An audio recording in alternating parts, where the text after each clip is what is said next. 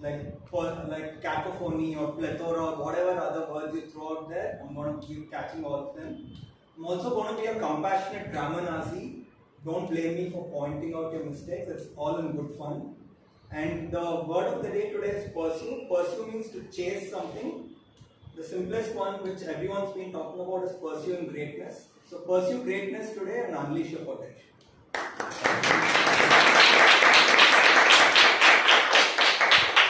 Can we have Toastmaster Srinivas pursue his listener role? Good evening, everybody. Listening is one of the important skills that we must have. How well we listen have the more impact on our relationship, communications, and the job effectiveness. So I urge you to listen very carefully. As a listener, my duty is to listen carefully throughout the meeting. I will make the notes and create the questions, and I will ask those questions at the end of the meeting. Whoever answers the maximum questions will get the Toastmaster review. And I will come on stage at the end of the meeting when the general director will call. Thank you, Toastmaster Srinivas. Now we will have the TMOD pursue the rest of the meeting. Over to you, TMOD.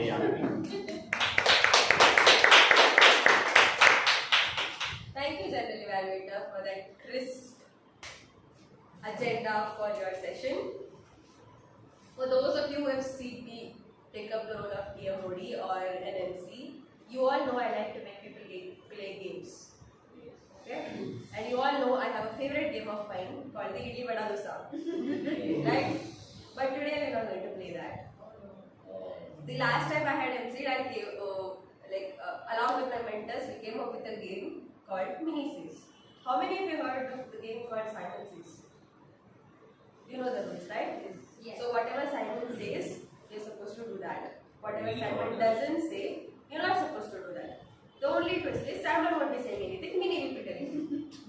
So whenever I say Minnie says, wave your right hand, you do this. Can you do that? Minnie says, wave your left hand. Touch your head. That's it. When I say I don't, any of the instructions do not proceed with Minnie says, you are not supposed to do that. Okay? Yes. Understood? Let's play a quick game because we had a lot of information that went into our brain. So let's break it down a little, let's have a little bit of fun, and then we'll start with the first session of our meeting. So Minnie says, wave your right hand. Minnie says, wave your left hand. Minnie says, touch your head. Minnie says, touch your nose. Minnie says, touch your ears. Touch your head. Like what? Like what? Anyways, so are you all energized? Yes. Awake? Yes. That is the one. Whoa. Are you all awake? Yes. Thank you. So let's start with the first section of today's meeting, that is the prepared speech section, wherein a person or a Toastmaster delivers a well-rehearsed and well-prepared speech in front of all of us. So today, as our first speaker, we have a person who is a tender coordinator. She is a dancer. She likes to cook. She likes to write essays. She likes to write poetries. When I asked her about her introduction, these are all things that she told me. Then I realized I don't have to tell you all these things because she will come on this stage to give her icebreaker, wherein she will introduce herself to this club. All I want to tell you all is that the first time I met her, she was this extremely bubbly person who just came up to me and said, "Hi Yamini, Prakriti told me you would be my mentor, could you please help me?" And I was like, okay. So that is all I remember about that. She's an extremely energetic person who is going to come on stage and energize all of us. Are you all ready for that? Yes. But before that, I would like to ask our evaluator, Toastmaster Sachit, to read out the project guidelines. Good evening, fellow Toastmasters and dear guests. Good evening. Toastmaster Gomati is attempting her icebreaker speech, level 1, project 1, with the speech title, "This is just the beginning." The basic guidelines include to introduce himself or herself to the club and to learn the basic structure of a public speech. The time limit allotted is 4 to 6 minutes. All the best to the speaker, back to the PM. Thank you, Toastmaster Sachin. Can you welcome? So, ladies and gentlemen, put your hands together and help me welcome Toastmaster Gomati with a speech titled, This is Just the Beginning. This is just the beginning, Toastmaster Gomati.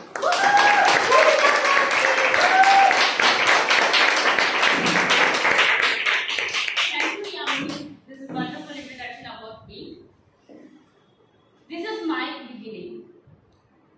I see you was fine. Everybody want to be know about me, right? Yes. Every Saturday night, after this session, what will we do? Make a movie. Well, before we go to the bed, we definitely watch YouTube videos, TV serials, or movies, right? Yes. What a status. Good evening, ladies and gentlemen, my fellow Toastmasters and my guest. And my beloved guest. Good evening. This is my first speech, so I have to be introduction myself, right? Yes. So I'm starting now. I'm Komati.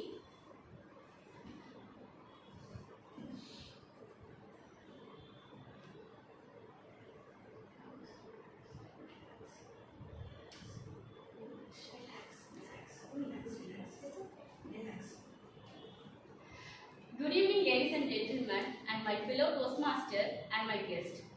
I'm Gomati. Whenever we have started our new beginning, we will get struggle, right? Yes. I'm also getting the struggle.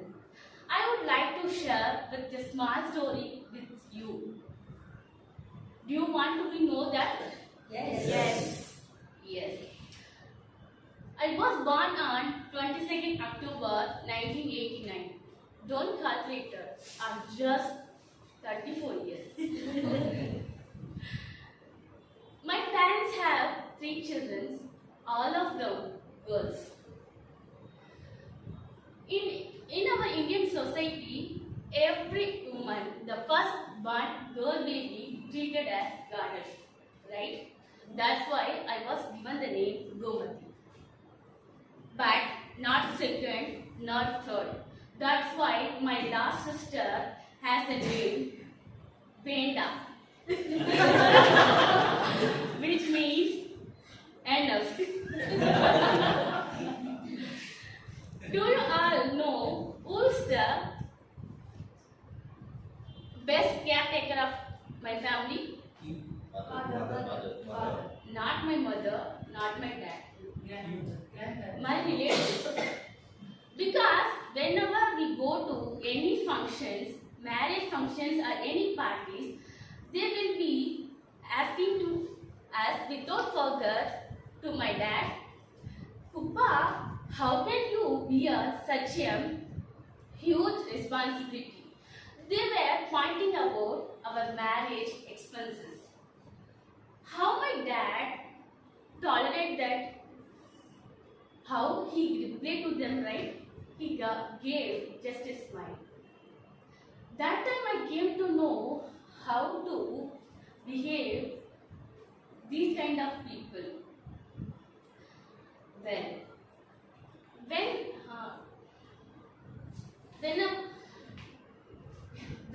How many of you love to wear silk sarees, silk dhotis? I am from a small village, Tirumani, which is near to Army town.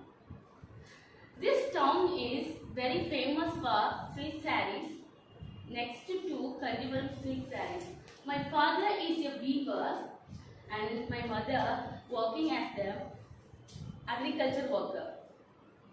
In our community, this is the main occupation. Whenever we are facing the struggle, we will try to combat that. That's why when I completed my schooling, I'm going to the next village to pursue my SSLC.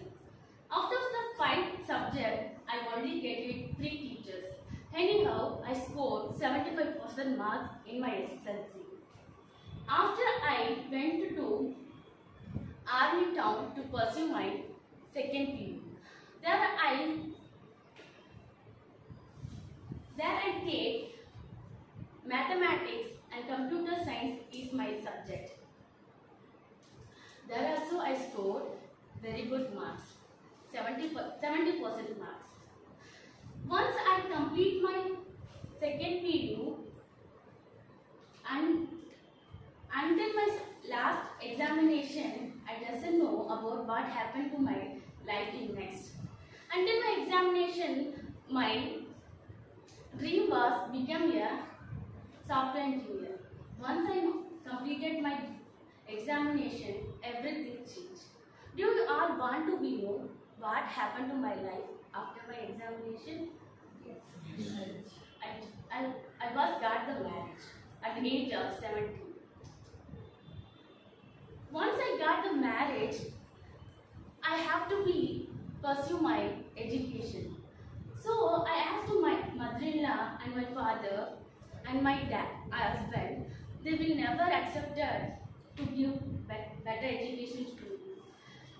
Only I have a chance to pursue my education correspondence. So I took correspondence there. Once I completed my BSc Computer Science, then I joined Toastmasters Speechcraft. There, the first day, Umanand sir and Anish sir motivated me to get the stage performance. Every time, my mind always thinking about if you want to be shine like a sun. If you want to be shine like a sun, you should burn like a sun. This is always it's always going in my mind. So back to TMO.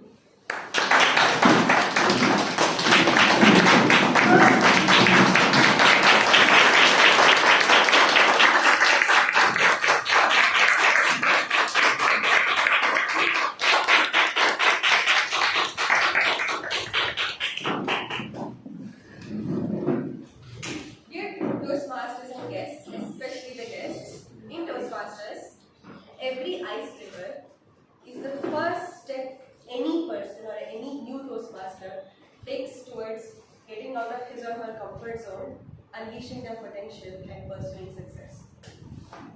Today, Toastmaster Gomati received a standing ovation because of that. And in Toastmasters, a tradition, whenever a person gives his or her icebreaker, we give them a standing ovation. So can we hear it for Toastmaster Gomati?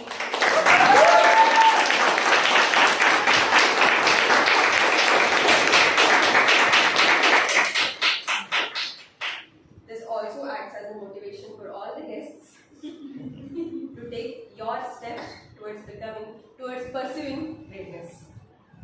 Moving on, let's go to the second speaker. I have a question. Who is the most famous CA of Daffodils Toastmasters Club? Sanjay. He is one of those people who is so proud to be a CA and such an amazing family man. We all know about his entire family. We all know about his entire career. And he is one of the first people I know who was a CA. He, through his speeches, has made us aware about taxes, ideas, everything.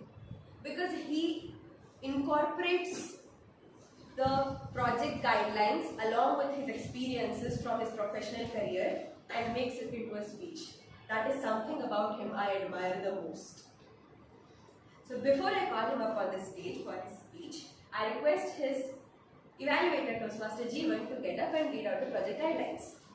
Very good evening, ladies and gentlemen. Good evening. To pursue as evaluator for the day for Toastmaster Sanjay Jai, who is going to pursue his L2P2, the guideline says we need to identify his leadership styles and share it with our members, or discuss the various leadership styles in general.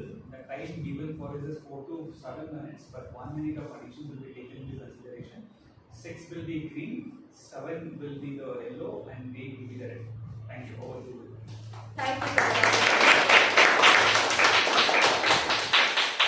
So are you all excited to know more about our Toastmaster Sanjay? Yes. So put your hands together and help me welcome Toastmaster Sanjay with the speech title, Are You a Leader? Are you a leader, Toastmaster Sanjay?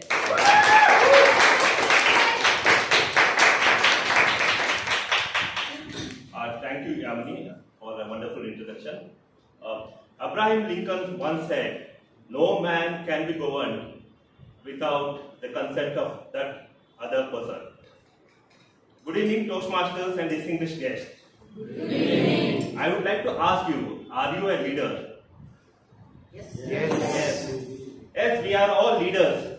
Why? Because we influence we influence either the small group or a big group, and we make changes in the life of other person. In house, our parents, our brothers and sisters inspires us, and we follow them. Why? Because we treat them as a leader. In society, we follow certain person because of his ideology, his way of giving the speech, and motivates us. In organization, we follow certain leaders because of concentration of power or organization structure. So we cautiously or uncautiously follow certain people to achieve our own objectives. So we have to see that we follow certain right people so that our path becomes easier than it becomes difficult. Why? Because they are good leaders and they are bad leaders. If we follow good leaders, we achieve our path becomes successful. Most of the men say that after marriage, men lose their independence and they blame marriage and their spouse.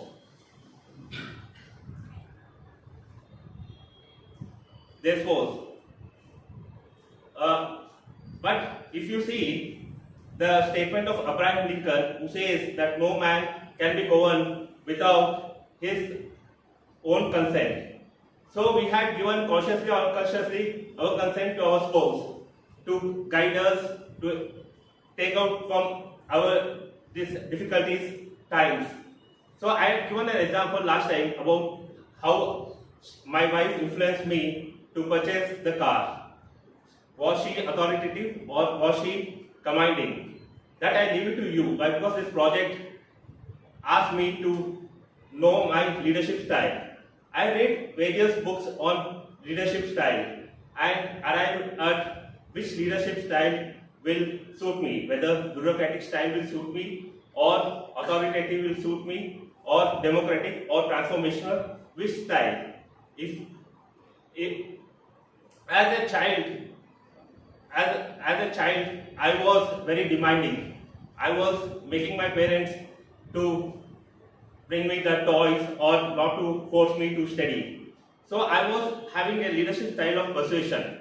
But one day, my parents said, enough is enough. Now they made it a point that from today they will not allow me to go my way. So they said that either you follow this or get punished. I had no other choice but to follow my parents. So here my parents, they shift their style from democratic to authoritative, and I have to obey that or get punished in the process. Then when I grown up, I had gone to college where I became a captain of the team captain of the cricket team, where I was a team leader, team captain. So I thought that everybody will obey me, my team will obey me. I started behaving like a boss and started dictating the terms to them. The team members did not like my attitude. They started not practicing and did not gain interest. We lost the match.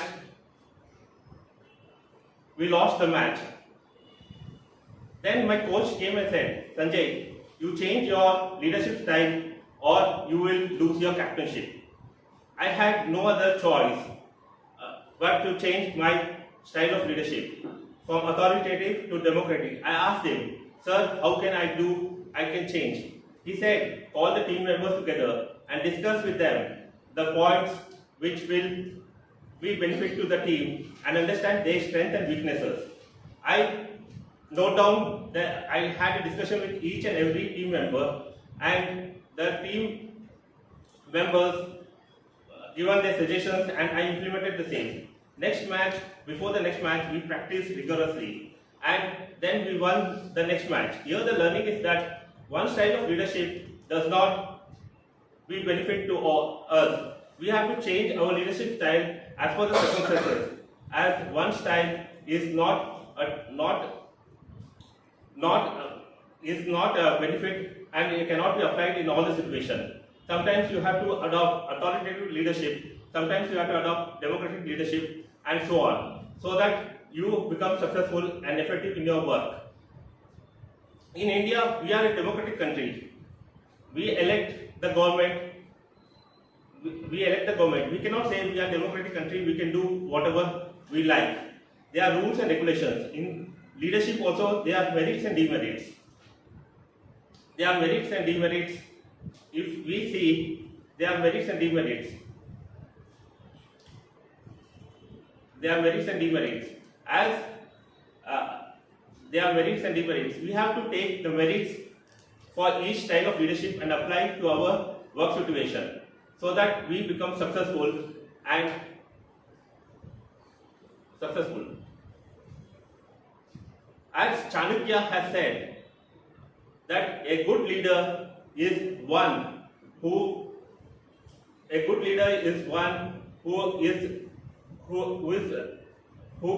knows when to be assertive and when to be compassionate. With this, I would like everyone to raise up your hands with me, along with me, and tell, "I am a leader," and unleash your potential for the day. I am a leader. I am a leader. I am a leader. Yeah, thank you very much. Over to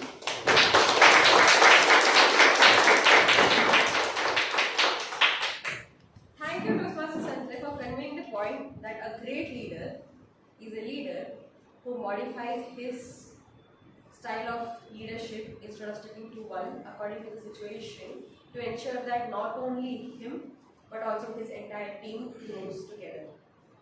On that note, can we hear it for Toastmaster Sanjay?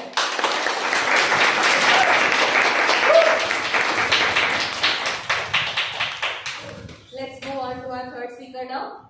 Shall we? Yes. Little bit more energy. Shall we? Yes. Great. Our third speaker for today. So, when I came to how many of you here are from North Karnataka? So when I moved to Bangalore, I was fairly new here and I wasn't acquainted with the language that all of you people spoke. By language, I mean specifically Bangalore Kannada. So when I came to Daffodils and when I started talking, when I met Toastmaster Desai, and he said, "Where are you from?" I said, "I'm from Dharwad." He said, "I'm from Belgaum." From that day till today, we never speak in English. He gives me a comfort zone where I can talk anything I want to in my language, and he understands that. Toastmasters and dear guests, he is a retired entrepreneur. Currently, he spends his time giving motivational talks to college and school kids. And he also loves reading books. Before I call him up on the stage, I would like his evaluator Toastmaster Maya to read out the project guidelines. Good evening, everyone. My target speaker is attempting his Level 3 Project 1 from the Path Motivational Strategies. The project is titled Connect with Storytelling, and I will be looking for a well-organized speech that is a story or a speech that includes a story. All the best to the speaker, and back to Toastmaster Yanagi.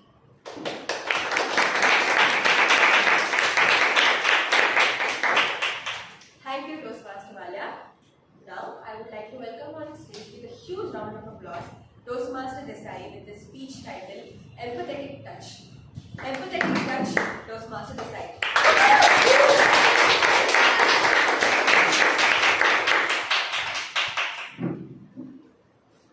When you help someone, will that person help you in return?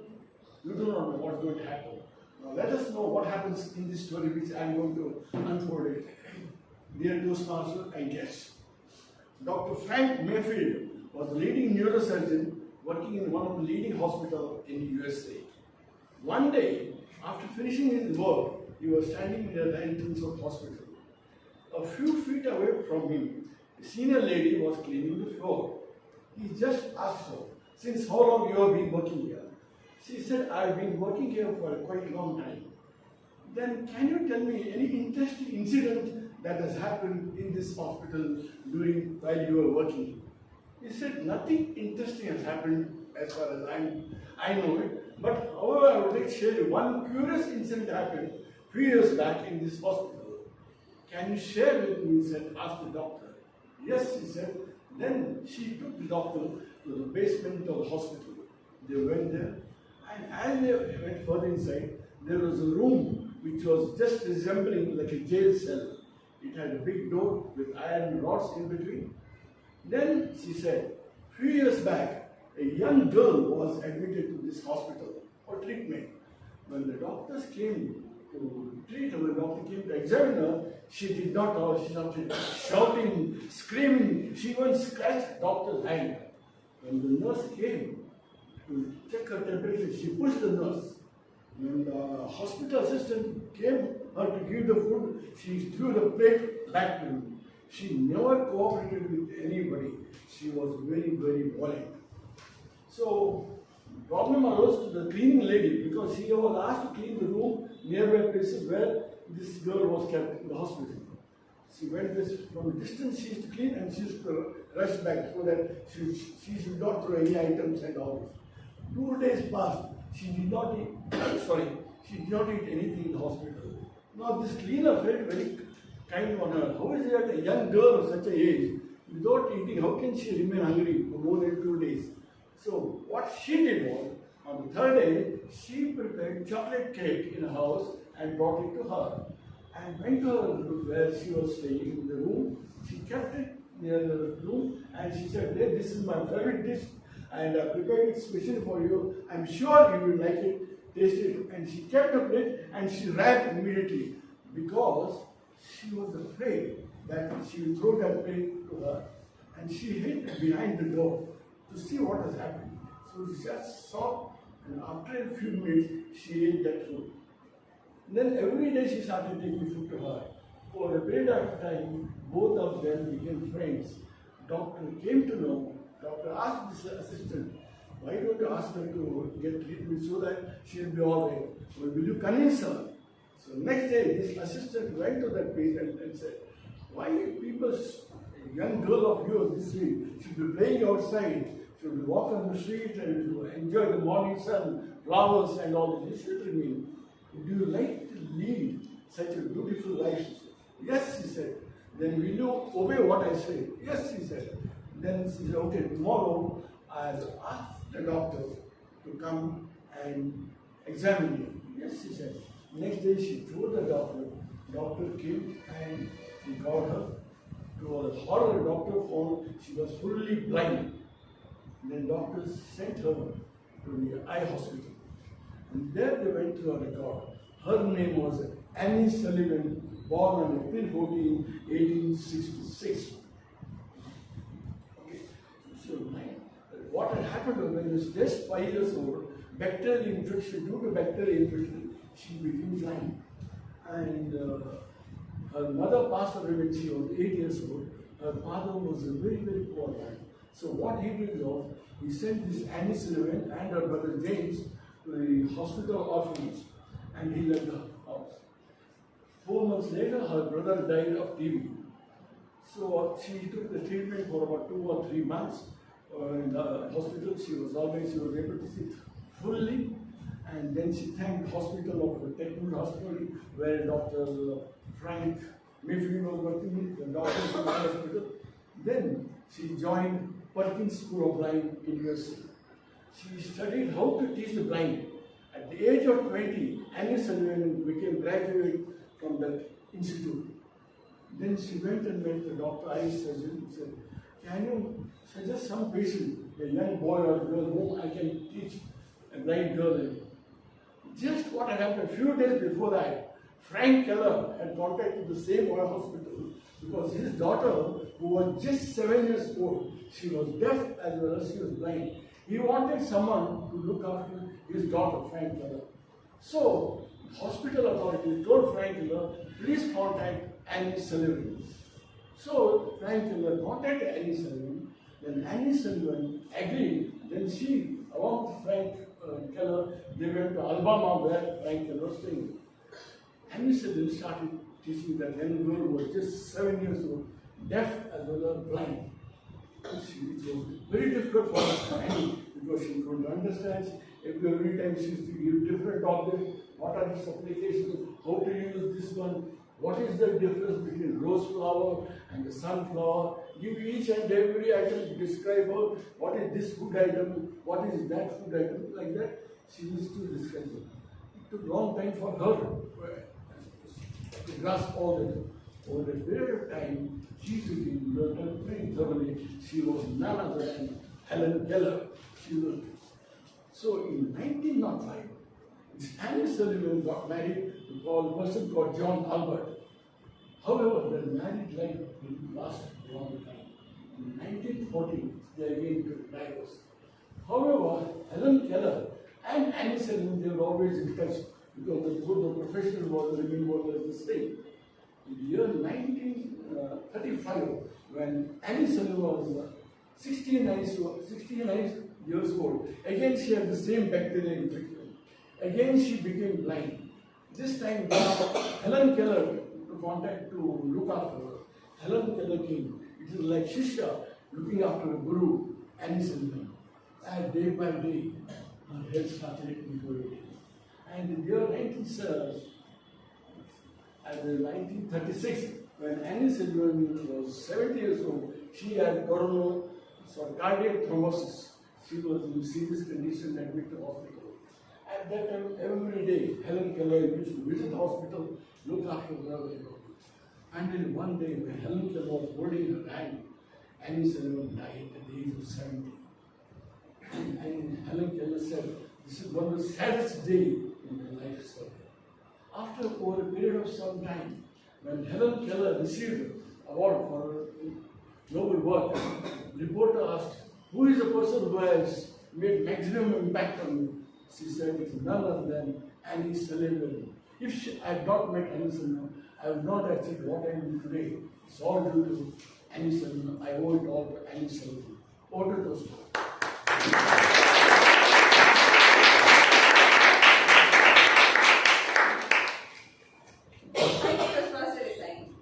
We all have heard about the stories of Helen Keller and we all are aware about who is she, what has she done. But quite a few of us weren't aware about who is Annie Sullivan. So thank you Toastmasters Desai for making us aware about the inspiring story of Annie Sullivan. Can we hear it for Toastmasters Desai?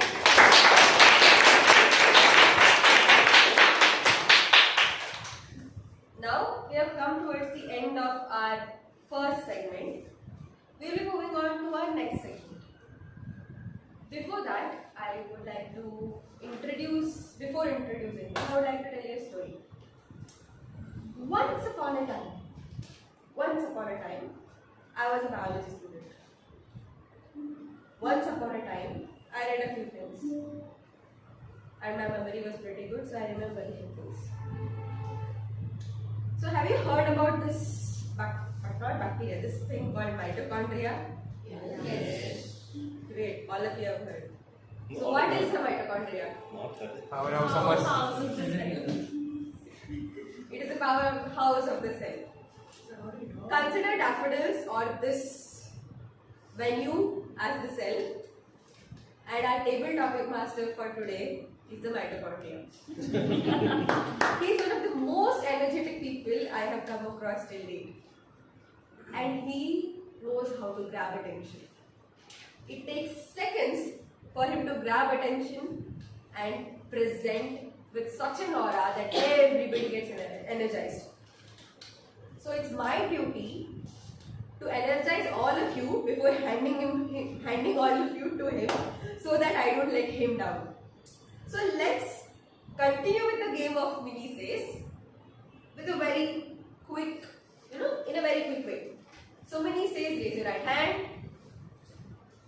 Mini says raise your left hand. Mini says touch your head. Mini says touch your nose. Mini says touch your ears. Mini says clap your hands. Mini says clap your hands louder.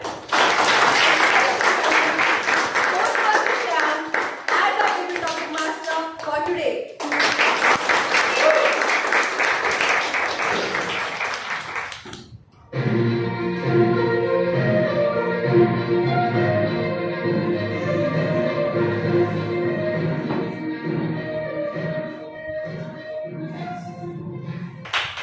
I hope you all understood the point of why I refer to him as the mitochondria.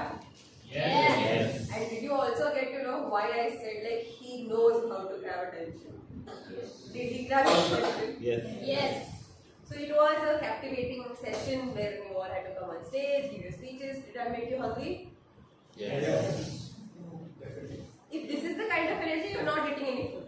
Did that make you hungry? Yes.